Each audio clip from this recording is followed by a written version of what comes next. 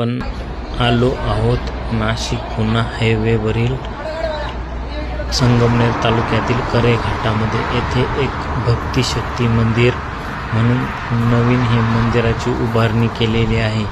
या मंदिराच्या प्रवेशद्वाराच्या बाजूलाच छत्रपती शिवाजी महाराज आणि संत तुकाराम महाराज यांचा एक देखणा असा स्टॅच्यू येथे उभारण्यात आलेला आहे।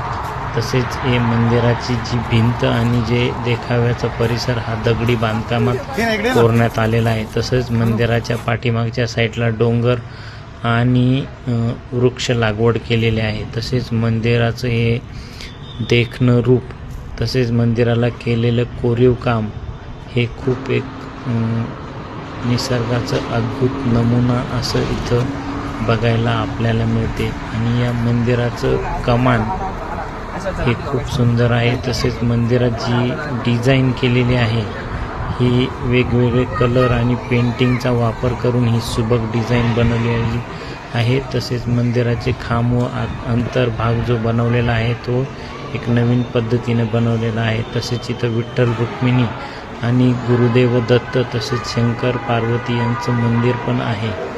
या सर्व अशा व्हिडिओ पाहण्यासाठी आमच्या चॅनलला नक्की आपण एकदा सबस्क्राईब करा।